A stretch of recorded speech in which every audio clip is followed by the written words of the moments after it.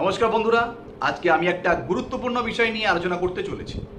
বিষয়টা এরকম যে 498 আইপিসি অথবা নতুন আইনে সেকশন 85 বিএনএস অর্থাৎ ভারতীয় ন্যায় সংহিতা 2023-এর উপর যদি কোনো কেস আপনার উপর লজ হয়ে থাকে আর আপনার যদি মনে হয় এই অভিযোগটা ভিত্তিহীন বা মিথ্যে, বা মনে হতে পারে যে এই যে আমার বিরুদ্ধে অভিযোগটা হলো এটা একটা কগনিজেবল অফেন্স নয়, এই যে সেকশন 85 বিএনএস অথবা 498 আইপিসির উপর যে কেসটা হলো সেটা যুক্তিযুক্ত নয়, এর জন্য যে পর্যাপ্ত পরিমাণ এভিডেন্সেসের দরকার সেগুলো এই কেসে নেই, বা আপনার লাগতে পারে যে এই যে কেসটা হলো আমার উপর সেটা কিন্তু আইনের পরিভাষায় এটা এফআইআর হওয়ার যোগ্য নয়। তো এরকম যদি আপনার মনে হয় আর সেক্ষেত্রে যদি মনে হয় যে এফআইআরটাকে আমি বাতিল করব অর্থাৎ এফআইআরকে কোয়াশ করব, তো এফআইআর কোয়াশিং করতে গেলে কি কি প্রয়োজন, মানে কোন কোন গ্রাউন্ডসগুলো প্রয়োজন সেটাই কিন্তু এই ভিডিওতে জেনে নেব। এবার বলবো কোন কোর্টে আপনি করবেন।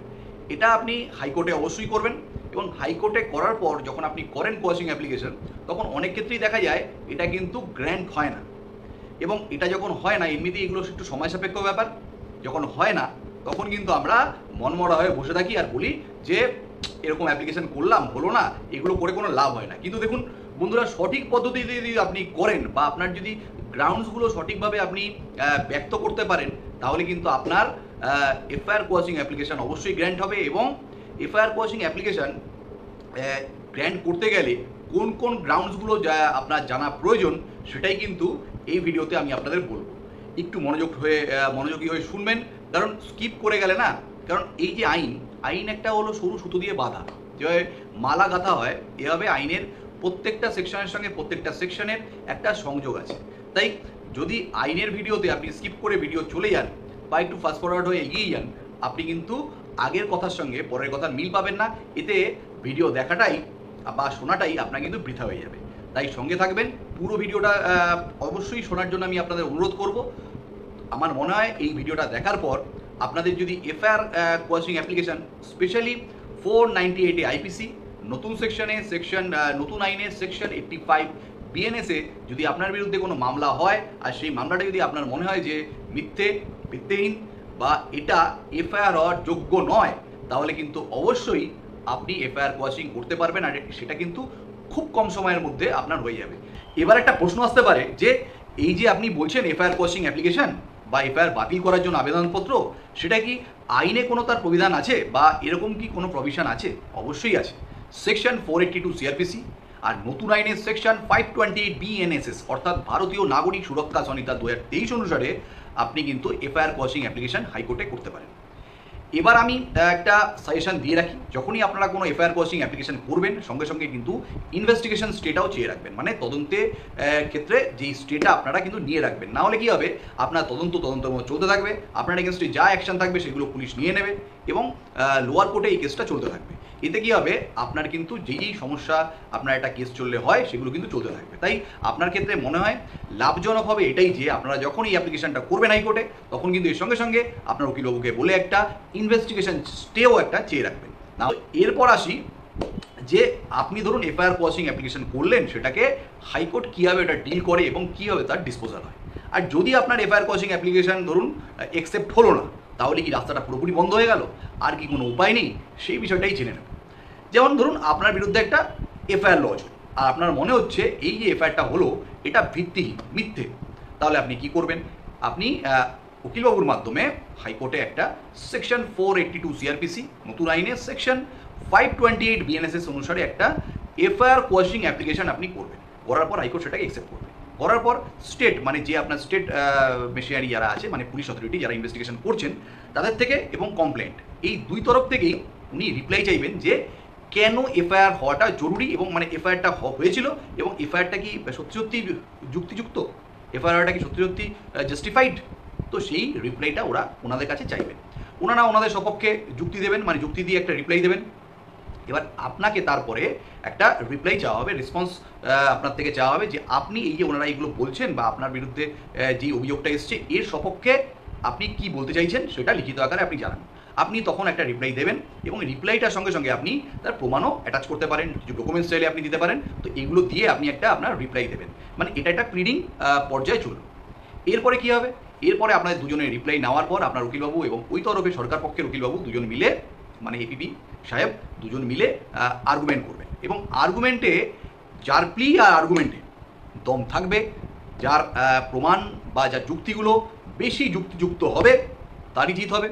আর যদি আপনার এই যে গ্রাউন্ডস, এই গ্রাউন্ডসের উপর আপনি এফআইআর কোয়াশিং চাইছেন, সেগুলো যদি সত্যি সত্যি সঠিক এবং শক্তিশালী একটা পয়েন্টের উপর আপনি মানে গ্রাউন্ডসের উপর আপনি এফআইআর কোয়াশিং চেয়ে থাকেন, আর সেটা যদি হাইকোর্ট মনে করে যে না এটা সত্যি সত্যি এই যে প্লিডিং আর আর্গুমেন্ট যে দুটো হলো অভিযুক্তের পক্ষ থেকে, সেটা সত্যি সত্যি নেওয়ার মতো, অ্যাকসেপ্ট করার মতো, অবশ্যই আপনার এফআইআরটা, আপনার এগেনস্টে এটা হয়েছে এফআইআরটা, সেটা বাতিল হয়ে যাবে। এবার ধরুন আপনার এগেনস্টে এফআইআর বাতিল হলো না, তো আপনি কি করবেন? আপনি কি হাল ছেড়ে দিয়ে চলে আসবেন? অবশ্যই নয়। আপনি যদি ধরুন আপনার এগেনস্টে এফআইআর কোয়াশিং অ্যাপ্লিকেশন গ্র্যান্ট হলো না, তাহলে অবশ্যই আপনার আরেকটা রাস্তা খোলা আছে, সেটা হলো এসএলপি ফাইল করতে পারবেন। এবং এসএলপি ফাইল কীভাবে করে এই বিষয়ে আমি পরবর্তীকালে একটা ভিডিও বানাবো, কারণ এই ভিডিওটা না হলে লেন্দি হয়ে যাবে এবং মূল বিষয় থেকে আমি সরে আসবো। এবার আমি বলবো 11টা এফআইআর কোয়াশিংয়ের সম্ভাব্য গ্রাউন্ডস, আর তার সঙ্গে সঙ্গে কিছু জাজমেন্টসও আমি আপনাদের বলবো। অবশ্যই মন দিয়ে এই গ্রাউন্ডসগুলো আর জাজমেন্টসগুলো শুনবেন, কারণ এগুলোর উপর বেস করেই কিন্তু আপনি এফআইআর কোয়াশিং অ্যাপ্লিকেশন করতে পারবেন। দেখুন এছাড়াও অনেক কোনো গ্রাউন্ড আছে, তবে আমি এই মেন 11টা গ্রাউন্ডসের উপর আমি ভিডিও বানাতে চলেছি, যাতে আপনাদের সুবিধা হয় বুঝতে। এবং অবশ্যই এগুলো যদি মন দিয়ে শোনেন, আর আপনি যখন এফআইআর কপিটা পাবেন, মানে এফআইআর কপি কালেক্ট করবেন জিআরও সেকশন থেকে, কোর্টে প্রত্যেকটা জায়গায় জিআরও সেকশন আছে, বা অনলাইনেও আজকাল পোর্টাল আছে পুলিশের, সেখান থেকে এফআইআর কপি ডাউনলোড করা যায়। তো এফআইআর কপি ডাউনলোড করে বা জিআরও সেকশন থেকে কালেক্ট করে আপনি যখন এফআইআর কপি পাবেন, মন দিয়ে বারবার পড়বেন। হ্যাঁ, আপনার উকিলবাবু তো পড়বেই, সঙ্গে সঙ্গে আপনিও পড়বেন, কারণ আপনার বিরুদ্ধে যেই অভিযোগগুলো এসছে সেগুলো সঠিক কি সঠিক না সেটা তো সবার আগে আপনি বলতে পারবেন, কারণ ঘটনাটা তো আপনার সঙ্গে ঘটেছে, বা যে অভিযোগটা করেছে সেও তো আপনারই লোক, মানে আপনার লোক ইন দ্য সেন্স আপনারই পরিচিত একজন মানুষ। তো সেই যদি আপনার বিরুদ্ধে কোনো কেস করে থাকে, বা আপনাকে বা আপনার ফ্যামিলিকে জড়িয়ে কোনো কেস করে থাকে, তাহলে আপনারাই তো সবচেয়ে ভালো জানবেন। তাই আপনাকেই তো গিয়ে বলতে হবে যে উকিলবাবুকে আপনার, যে এটা কিন্তু ঠিক নয়, এর বিরুদ্ধে বা এর সপক্ষে আমার কাছে এই প্রমাণগুলো আছে, আর সেই প্রমাণগুলো জোগাড় করার দায়িত্ব কিন্তু আপনারই। আপনি উকিলবাবুকে জোগাড় করে দেবেন এবং উকিলবাবু সেটা নিয়ে মামলা করবেন, সেটা নিয়ে সে তার কোর্টে প্রডিউস করবেন, সেটা উকিলবাবুর দায়িত্ব। কিন্তু সঠিক নাকি সঠিক না, কোনটা আপনি করেছেন কোনটা আপনি করেননি, কোনটার মধ্যে কতটা সত্যতা আছে, সেটা তো আপনি সবচেয়ে ভালো বলতে পারবেন, ঠিক না? তাই আপনাকে কিন্তু মন দিয়ে দায়িত্ব নিয়ে বারবার করে প্রত্যেকটা লাইন, প্রত্যেকটা ওয়ার্ড কিন্তু পড়তে হবে। কারণ দেখুন এফআইআর কোয়াশিং করতে গেলে এফআইআরটাই কিন্তু সবচেয়ে গুরুত্বপূর্ণ একটা বিষয়, এটা কিন্তু বারবার মনে রাখতে হবে। আমরা কি করি, অন্য প্রমাণের পিছনে দৌড়াতে থাকি, অন্য কিছুর পিছনে দৌড়াতে থাকি, দেখুন ও করেনি, ওই বলেনি, এখান দিয়েই ছিল, ওই ছিল, এই সিডিআর, এই ভিডিও ফুটেজ, কিন্তু আমরা ভাবি না যে আমরা তো ওগুলো নিয়ে কিছু করতে যাইনি, ওগুলোর জন্য ট্রায়াল কোর্ট আছে। আমরা এফআইআরটা, এই যে অভিযোগটা এসছে, সেই অভিযোগটা যে ভিত্তিহীন বা এফআইআর করার জন্য যে কগনিজেবল ইনগ্রেডিয়েন্টস লাগে দত্তব অপরাধকে গ্রহণ করার জন্য, সেটা নেই ওর মধ্যে, এটাই তো আমাদের যুক্তি থাকবে, বা এই অভিযোগটা মিথ্যে। তো এটাকে যদি আমার করতে হয়, তাহলে বারবার করে তাহলে এফআইআর কপিটাকেই পড়তে হবে। তো এফআইআর কপির বাইরে গিয়ে কিন্তু আমি অন্য কিছু করতে পারবো না। তাই এফআইআর কপিটাকে মন দিয়ে পড়তে হবে এবং তারপর আপনার বিরুদ্ধে যে অভিযোগগুলো উঠেছে সেগুলোকে মিথ্যে প্রমাণ করতে হবে এবং সেগুলোকে ভিত্তিহীন প্রমাণ করতে হবে। তাই এবার আমি শুরু করি প্রথম যেই গ্রাউন্ডসটা আছে সেটা কি, যে আপনার বিরুদ্ধে ধরুন 498 আইপিসি বা নতুন সেকশন 85 বিএনএস, অর্থাৎ ভারতীয় নাগরিক সুরক্ষা সংহিতা 2023 অনুসারে যদি কোনো একটা ধরুন কেস হলো, তো কেস হওয়ার পরে কি করতে হবে, সবার আগে মন দিয়ে এফআইআরটা পড়লেন এবং সেখানে বারবার করে দেখতে হবে যে সেখানে ক্রুয়েলটি অর্থাৎ অত্যাচার আপনারা করেছেন নাকি, এরকম কোনো ওয়ার্ড আছে নাকি। কারণ অত্যাচার হওয়াটা কিন্তু, অত্যাচারিত আপনার স্ত্রী হয়েছে শ্বশুরবাড়িতে হোক, তার বাপের বাড়িতে হোক আপনার দ্বারা, বা আপনার বাড়ির লোকের দ্বারা, সেটা কিন্তু লিপিবদ্ধ অবশ্যই থাকতে হবে, সেটা আছে নাকি। এফআইআর কপিতে অত্যাচারের কথা লেখা আছে কি আছে না, মানে অত্যাচার, টর্চার, ক্রুয়েলটি, ক্রুরতা, এইসব বিষয়গুলো লেখা আছে নাকি লেখা নেই দেখতে হবে। তারপর যদি ধরুন লেখা আছে যে আমার উপর অত্যাচার হয়েছে, আমাকে খুব মারধর করতো, তারপর দেখতে হবে যে এফআইআর কপিতে যেই এই অভিযোগটা উনি এনেছেন আপনার স্ত্রী বা আপনার শ্বশুরবাড়ির লোকরা, সেক্ষেত্রে কিন্তু তাদের ক্ষেত্রে কি সাফিসিয়েন্ট এভিডেন্স আছে, এই যে তার বক্তব্য আমাকে মারধর করতো, আমাকে মাথা ফাটিয়ে দিয়েছে, মুখ ফাটিয়ে দিয়েছে, আমাকে বেল দিয়ে পিটাতো, আমাকে এই করতো ওই করতো, অনেক অভিযোগ থাকে। তো সেগুলো কি সপক্ষে সে কি কোনো প্রমাণ দিয়েছে, কোনো ইঞ্জুরি রিপোর্ট, কোনো মেডিকেল প্রেসক্রিপশন বা হসপিটালে ডিসচার্জ সামারি, এরকম কি কিছু আছে তার? যদি ধরুন আপনার স্ত্রী লিখছে যে তার মাথা ফাটিয়ে দিয়েছে, কিন্তু তার কোনো মেডিকেল প্রেসক্রিপশন নেই, ধরুন বলেছে যে আমাকে মেরে আমাকে আধমরা করে দিয়েছে, অনেক সময় হয়, তো সেক্ষেত্রে আপনার স্ত্রীর কাছে কি কোনো ইনজুরি রিপোর্ট আছে সেটা কিন্তু দেখে নিতে হবে। এটা যদি না থাকে তাহলে কিন্তু অবশ্যই আপনি এফআইআর কোয়াশিং অ্যাপ্লিকেশনে যেতে পারেন, কারণ ইনজুরিকে প্রমাণ করতে গেলে কিন্তু একটা ইনজুরি রিপোর্ট অবশ্যই দরকার। কারণ মারধর তো হতেই পারে, মারধর হতে পারে ইন দ্য সেন্স মারধর হওয়া মানেই যে সেটা এফআইআর হবে তার কোনো কথা নেই, কারণ হার্ট দু রকম আছে। কি হার্ট? সিম্পল হার্ট আর গ্রেভিয়াস হার্ট। আর সিম্পল হার্ট যদি হয়ে থাকে সেটা কি আছে 323 আইপিসির মামলা, মানে সিম্পল হার্টের জন্য কোনো এফআইআর হয় না, ওর জন্য নন কগনিজেবল রিপোর্ট অর্থাৎ এনসিআর করা হয়, ওর জন্য কোনো এফআইআর কিন্তু লজ করা হয় না, নন কগনিজেবল রিপোর্ট পেশ করা হয়, ওর জন্য ফাইনের অবস্থা আছে, ওর জন্য কিন্তু শাস্তির প্রবিধান আছে, কিন্তু সেটা কিন্তু এফআইআর নয়। প্রত্যেকটা অ্যাসল্ট কিন্তু এফআইআর হওয়ার যোগ্য নয়। তাই এটা কিন্তু মন দিয়ে দেখে নিতে হবে আপনাকে বারবার করে যে কোনো রকম ইনজুরি রিপোর্ট, মেডিকেল প্রেসক্রিপশন বা কোনো মেডিকেল সামারি, এই যে চোট ওনার লেগেছে মারধর করার পর, এরকম কিছু আছে নাকি। যদি না থাকে অবশ্যই আপনি এফআইআর কোয়াশিং অ্যাপ্লিকেশন করতে পারেন। এর পরের গ্রাউন্ডটা হলো এফআইআরে এমন কোনো আচরণ বা কাজের উল্লেখ রয়েছে কিনা যা স্ত্রীর জীবন, নিরাপত্তা বা মানসিক বা শারীরিক স্বাস্থ্যকে ক্ষতির সম্মুখীন করে কিনা, এটা কিন্তু দেখে নিতে হবে। যদি এমন কিছু এফআইআরে না থাকে, মানে অভিযোগপত্রে যদি এমন কোনো অভিযোগ না থাকে আপনার এগেনস্টে বা আপনার পরিবারের এগেনস্টে, তাহলে আপনি অবশ্যই এফআইআর কোয়াশিংয়ের যোগ্য। উদাহরণস্বরূপ আমি একটা জাজমেন্ট বলবো, মানে কেস টাইটেল বলবো, সেটা কিন্তু এই কেসে আপনার কাজে লাগতে পারে। যেমন Sahadev Gupta versus state of Bihar কেসে পাটনা হাইকোর্ট একটা রায় দিয়েছিল যে স্বামী স্ত্রী যদি একে অপরকে ভূত পিশাচ বলে গালিগালাজ করে, এটা কিন্তু কখনোই 498 আইপিসি অনুসারে ক্রুয়েলটি নয়। কারণ এরকম অনেক সময় দেখা যায় যখন স্বামী স্ত্রীর ব্যক্তিগত রিলেশন বা পারস্পরিক সম্মান তলে থেকে যায় বা নিচে নেমে যায়, তখন কিন্তু এরকম কথা অনেকে অনেক সময় বলে থাকে, এটা কিন্তু কখনোই ক্রুয়েলটি হিসেবে গণ্য করা যায় না। এরপর দেখব এফআইআরে এমন কোনো অত্যাচারের কথা উল্লেখ রয়েছে কিনা যা স্ত্রীকে আত্মহত্যার দিকে প্ররোচিত করে। যদি এরকম কিছু না থাকে তাহলে অবশ্যই আপনি এফআইআর কোয়াশিং অ্যাপ্লিকেশন করার জন্য আবেদন করতে পারেন। অর্থাৎ সেকশন 498 আইপিসি সাবসেকশন এ অনুসারে যদি এরকম কোনো ক্রূরতা বা ক্রুয়েলটির বিষয়ে উল্লেখ না করা থাকে তাহলে আপনি অবশ্যই এফআইআর কোয়াশিং অ্যাপ্লিকেশন করতে পারেন।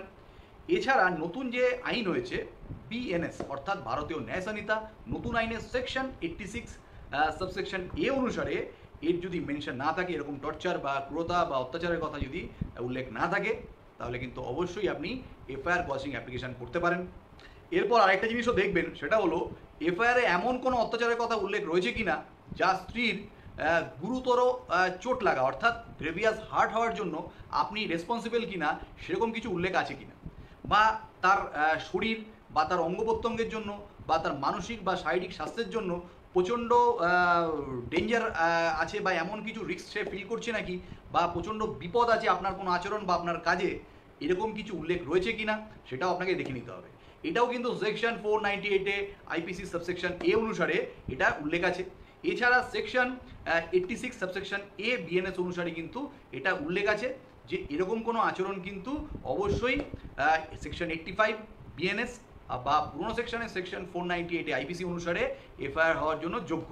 তো সেক্ষেত্রে দেখে নিতে হবে যে এরকম কোনো আচরণ বা এরকম কোনো কাজের কথা এফআইআরে উল্লেখ আছে নাকি, যেখানে আপনার কোনো আচরণে আপনার স্ত্রীর গুরুতর আঘাত লেগেছিল বা গুরুতর চোট সে পেয়েছিল, ট্রিটমেন্ট করিয়েছে, কাগজপত্র আছে তার কাছে নিশ্চয়ই।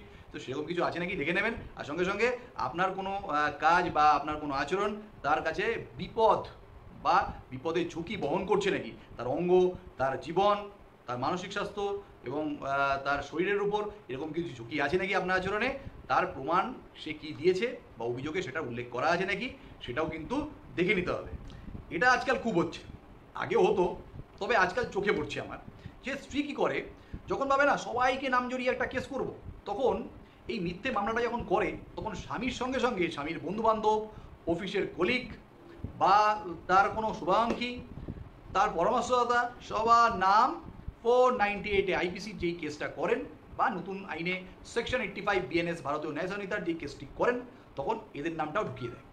তো এদের নাম ঢুকিয়ে দেওয়ার পর যেটা হয়, এই যে পুলিশ যারা এই কেসটাকে দাখিল করেন এফআইআর হিসেবে, তারাও সেটাকে ভালোভাবে পড়ে নেন না বা হয়তো বুঝে নেন না, তখন তারাও এফআইআর নেম অ্যাকিউজড হিসেবে সেই নামটাকে ভুলবশত বলুন, যেভাবেই বলুন, নামটাকে লজ করে দিচ্ছে এফআইআর রেজিস্টারে। এবার তার কাছেও নোটিশ যাচ্ছে 41 সিআরপিসি। এবার নোটিশ যাওয়ার পরে সেও তো ভয় পেয়ে গেল বা সে অবাক হয়ে গেল, আমার নাম আসলো কী হবে। তো সেও তখন উকিলের উপরে দৌড়াদৌড়ি শুরু করে দিল। তো এটা জেনে রাখা দরকার, যদি কখনো আপনিও সেরকম বন্ধুবান্ধব হন বা পরামর্শদাতা হন সেই অভিযুক্ত স্বামীটির, তাহলে আপনাকে জেনে রাখা দরকার এবং আপনি অবশ্যই এফআইআর কোয়াশিং অ্যাপ্লিকেশন করতে পারেন। যে এই যে বধূ নির্যাতনের যে কেসটা হয় 498 আইপিসি, এটা কিন্তু শুধু স্বামী এবং স্বামীর পরিবারের যারা আত্মীয় তাদের এগেনস্টই করা যায়। এটা কিন্তু বন্ধুবান্ধব, রিলেটিভ, অন্য যারা পার্টে আছেন তাদের এগেনস্টে কিন্তু কখনো করা যায় না। বন্ধুবান্ধব, পরামর্শদাতা বা অফিসের কলিগ, এদের এগেনস্টে কিন্তু এটা হয় না। এটা কিন্তু 498 আইপিসিতে পরিষ্কার লেখা আছে। এর জন্য আপনাকে এটাই করতে হবে, যখনই আপনার নামে এটা হবে তখন কিন্তু আপনি কোর্টে কিন্তু এফআইআর কোয়াশিং অ্যাপ্লিকেশন করবেন, আর সঙ্গে সঙ্গে কী করবেন, আপনি এই জাজমেন্টটা একবার পড়ে নেবেন। জাজমেন্ট এরকম যে সুনীল পণ্ডিত ভার্সেস স্টেট অফ বিহারের এই জাজমেন্টটা পড়বেন। এই জাজমেন্টে অবশ্যই আপনাকে রাস্তা দেখাবে এবং আপনি আপনার এফআইআর কোয়াশিং অ্যাপ্লিকেশনের সঙ্গে এই জাজমেন্টটাকে ট্যাগ করতে পারেন।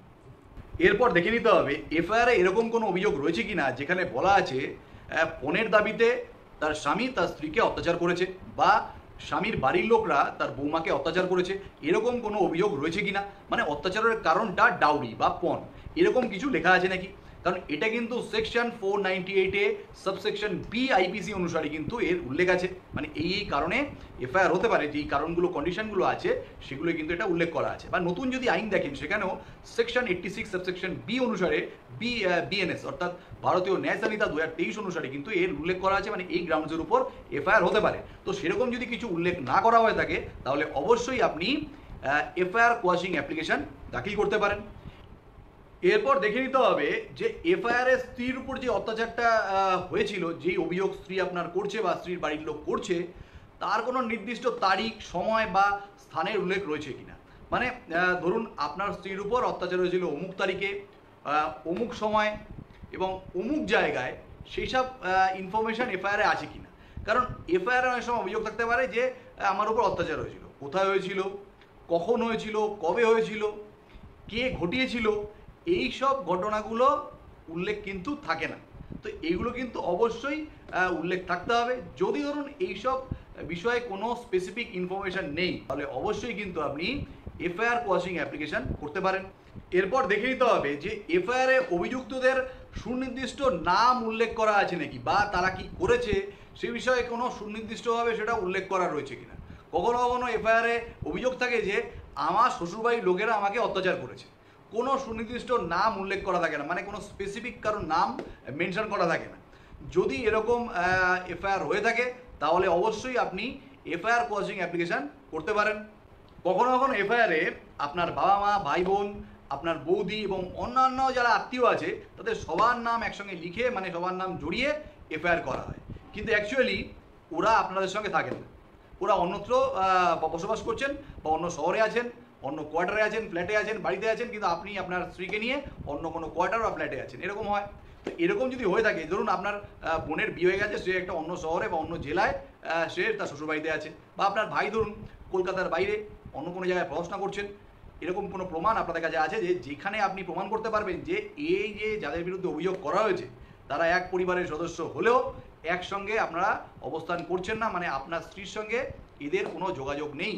এরা ওই সময়, যেই সময় আপনারা ওয়াইফ অভিযোগ করছেন যে এই সময়, এই তারিখে, এই স্থানে আমার উপর এরা এসে অত্যাচার করলো, আমাকে মারধর করলো, আমাকে এই করলো, এই অভিযোগগুলো থাকে, এইগুলো আপনাকে প্রমাণ করতে হবে। যদি আপনার সপক্ষে আপনার যদি প্রমাণ থাকে, ডকুমেন্টস যদি থাকে, সেগুলো দিয়ে অবশ্যই আপনি এফআইআর কোয়াশিং অ্যাপ্লিকেশন করতে পারেন।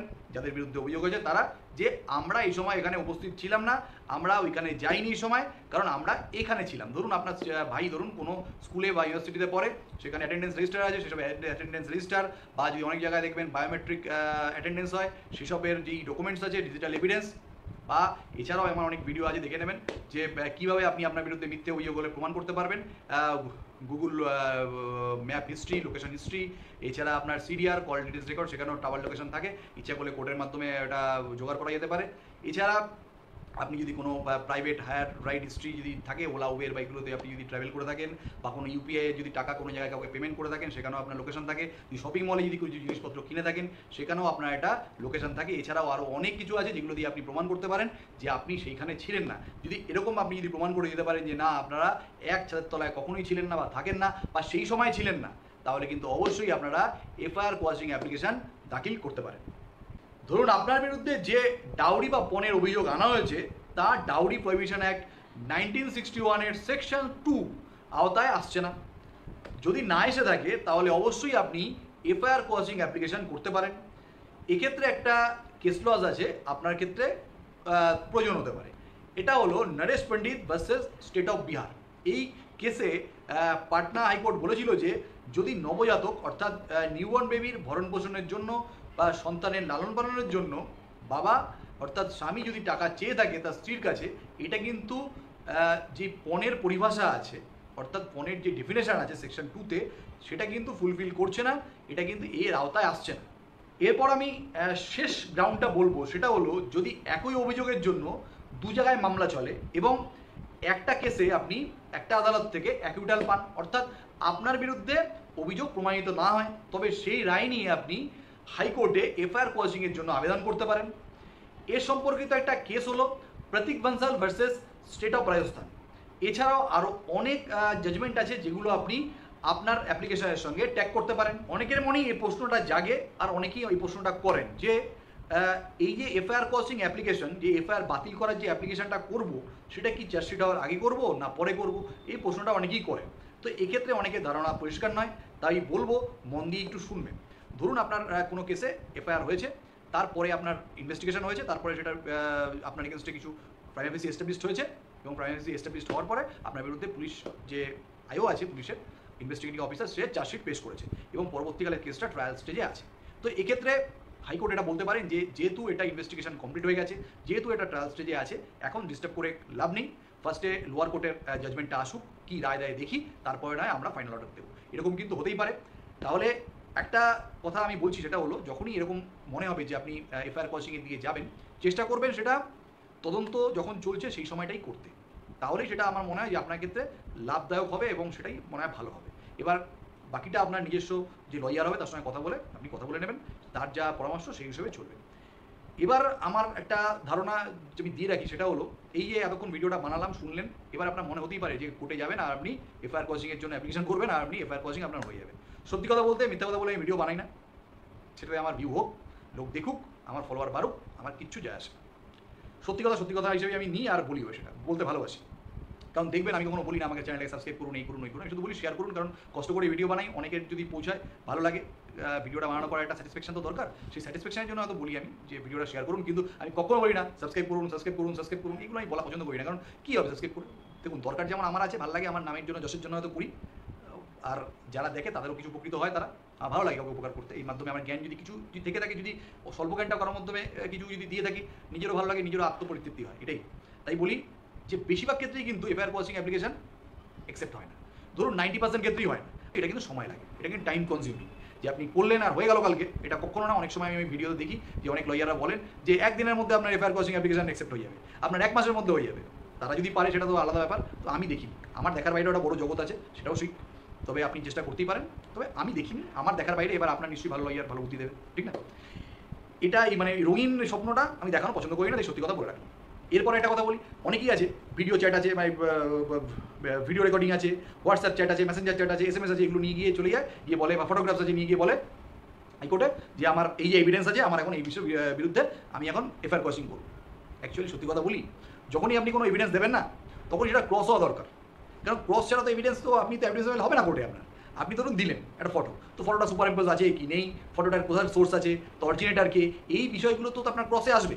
বা এই ভিডিও রেকর্ডিংটা হয়েছে, এর মধ্যে কোনো মাল প্র্যাকটিস হয়নি, কোনো খারাপ কিছু করা হয়নি, ভিডিওটাকে এডিট করা হয়নি, সাউন্ডটাকে কোনো এডিট করে উল্টো পাল্টা সাউন্ড ঢুকিয়ে দেওয়া হয়নি, এটা তো ক্রস হওয়া দরকার আছে, এটা তো পরীক্ষা হওয়া দরকার আছে। মানে এটা কোনো এক্সপার্টের দ্বারা সেটা সার্টিফাই করবেন, কোনো এক্সপার্ট, বা আপনার যে অরিজিনেটার বা যেই ওয়েবসাইটে এটা হয়েছে সেই ওয়েবসাইট থেকে, সেই ওয়েবসাইটের যে ক্রিয়েটার বা যে ধরুন একটা ডোমেইন যার আন্ডারে হয়েছে, যে সার্ভার, সে বলবে যে না এটা ঠিকঠাক আছে, সার্ভার থেকে আপনার সার্টিফাই করবে। বা যে কোম্পানি আন্ডারে ধরুন হোয়াটসঅ্যাপে হয়েছে, তো হোয়াটসঅ্যাপ বলবে যে না এই চ্যাটটা কোনো এরকম চ্যাট একটা হয়েছিল, বা এরকম হোয়াটসঅ্যাপ বলবে, এই ফেসবুক বলবে হ্যাঁ এরকম একটা মেসেঞ্জারে এরকম চ্যাট হয়েছিল, এই চ্যাটগুলো সঠিক আছে, এর মধ্যে কোনো এডিটিং ফেডিটিং হয়নি। আপনি তো স্ক্রিনশট নিয়ে হাজির হবেন, আপনার স্ক্রিনশটটাই, বা আপনি একটা ডিজিটাল মোবাইল নিয়ে দেখতে যাবেন, মোবাইল এডিট করেননি, সেটা তো মানে আপনি বলছেন সঠিক, কিন্তু কোর্ট তো সেটাকে সার্টিফাই করানোর একটা ব্যবস্থা করবে। আর যে ডিফেন্স, তারও তো একটা সপক্ষে সে যুক্তি দেবেন, যে বা যে এটাকে ডিফেন্স করছে যে না এটা সঠিক নয় বা কেন সঠিক নয়, সে তো সেই যুক্তিগুলো দেবেন, তাকে তো সুযোগটা দিতে হবে। কোনো এভিডেন্সের সেটাকে অ্যাডমিসিবল হতে গেলে তার ডিফেন্স মানে ক্রসের দরকার আছে, তো ক্রস ছাড়া হবে না। তাহলে কি আপনি যখনই যাবেন হাইকোর্ট বলবে এটা ট্রায়াল কোর্ট নয়, বলতে পারে যে এটা ট্রায়াল কোর্ট নয়, বলতে পারে বলছি, কিন্তু বলবে বলিনি, বলতে পারে। যে এটা ট্রায়াল কোর্ট নয়, এটার জন্য লোয়ার কোর্টে যেখানে মামলাটা চলছে সেখানে এটা সেখান থেকে এটা এভিডেন্স হয়ে আসুক বা ওখানে এটা পরীক্ষা হোক সঠিক কি সঠিক না কি ওর কি ফেসলা হয় তার উপর নয় আমরা ফাইনাল ডিসিশন শোনাবো। এটা কিন্তু অনেক ক্ষেত্রেই হয়ে থাকে, তাই মনমরা হবেন না। আমি যে গ্রাউন্ডসগুলো বললাম সেই গ্রাউন্ডসগুলো যদি আপনার যদি এফআইআর সংক্রান্ত কোনো সমস্যা বা অভিযোগ সংক্রান্ত যদি কোনো সমস্যা হয়ে থাকে, ত্রুটি থাকে, তাহলে কিন্তু আপনি অবশ্যই এফআইআর কসিং করতে চাইতে পারেন। এবং যদি আপনার যেই আমি কথাগুলো বললাম এই 11টা-12টা পয়েন্ট এর মধ্যে যদি কোনো একটার সঙ্গে আপনার বা কোনো একটা বা দুটো তিনটের সঙ্গে যদি আপনি মিল পেয়ে যান আপনার কথাগুলোর সঙ্গে, তাহলে আপনি অবশ্যই উকিলের সঙ্গে পরামর্শ করে আপনি অবশ্যই এফআইআর কসিং অ্যাপ্লিকেশন করতে পারেন। আর আপনার যদি এভিডেন্সের উপর বা আপনার যুক্তিতে যদি দম থাকে, আপনার আর্গুমেন্টে যদি দম থাকে, তাহলে অবশ্যই আপনার এফআইআর কসিং অ্যাপ্লিকেশন অ্যাকসেপ্ট হবে আর আপনি এফআইআরটা আপনার বিরুদ্ধে যেটা হয়েছে সেটা বাতিল হবে। এখানেই শেষ করছি, ভিডিওটা অনেকটা লম্বা হয়ে গেল। ভালো লাগলে অন্য সবার সঙ্গে এটা শেয়ার করবেন, কারণ এই ইনফরমেশনটা খুব গুরুত্বপূর্ণ। অনেকেই এই বিষয়ে একটা ভালো ধারণা থাকে না, তাই অনুরোধ সবার সঙ্গে এটা শেয়ার করবেন। আর ভালো থাকবেন। পরবর্তী ভিডিওতে আমি আবার নতুন কোনো টপিক, নতুন কোনো জাজমেন্টের সঙ্গে হাজির হব। ততক্ষণের জন্য ধন্যবাদ, নমস্কার।